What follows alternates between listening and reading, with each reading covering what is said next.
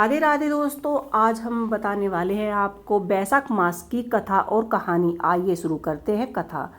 पुराने ज़माने में ऋतिदेव नाम का एक राजा राज्य करता था।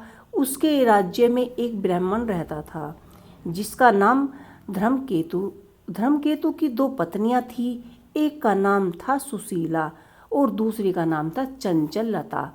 दोनों पत्नियों के विचारों में एवं व्यवहार में बहुत अंतर था। सुशीला धार्मिक वृत्ति की थी और व्रत उपासना पूजा अर्चना करती थी। इसके विपरीत चंचललता भोग विशाल में मस्त रहती थी। वह शरीर के श्रृंगार पर ही अधिक ध्यान देती थी। किसी व्रत उपासना उपवास या पूजा अर्चना से उसका कुछ भी लेना देना नहीं था। कुछ दिनों बाद धर्मकेतु की दोनों पत्नियों के संतान हुई। सुशीला के पुत्री हुई और चंचललता ने एक पुत्र को जन्म दिया।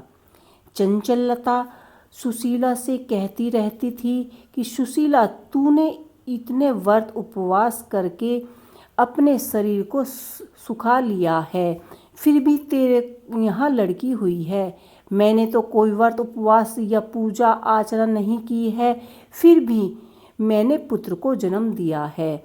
कुछ दिन तक तो सुशीला सुनती ही रही, पर जब अति हो गई तो उसे बहुत ही दुख हुआ। उसने गणेश जी की आराधना की। गणेश जी को प्रसन्न करने के लिए उसने उनकी कृपा से सुशीला को पुत्री के मुख से बहुमूल्य मोती मूंगे निकले और उसने एक रूपवान पुत्र को उत्पन्न किया। सुशीला का ऐसा सौभाग्य जागा तो चंचललता के मन में जलन होने लगी। उसने सुशीला की बेटी को कुएं में गिरा दिया, पर सुशीला पर तो गणेश जी की कृपा थी।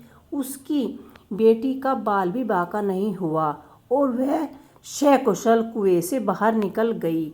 तो इसी तरह जो भी बैसाख के महीने में गणेश जी की, विष्णु भगवान जी की पूजा करता है और पूरे नीति नियम के साथ उनकी पूजा अर्चना करता है और उन पर अपना भाव रखता है, उनसे प्रार्थना करता है, तो माना जाता है कि श्री हरि विष्णु भगवान और गणेश जी महाराज उनकी सभी विपत्तियों को दूर करते हैं और उनकी सभी परेशानियां, जैसे धन धान्य कारोबार में जो भी परिवर्तन होता है, उन पर कृपा करते हैं। और इसी तरह सभी को गणेश जी की और श्री हरि विष्णु भगवान जी की पूजा करनी चाहिए। और बैसाख के महीने में जितना आप दान कर सके, ब्राह्मण भोजन कर सके, गंगा स्नान कर सके, जितने धाम आप कर सके आपको अवश्य ही करने चाहिए।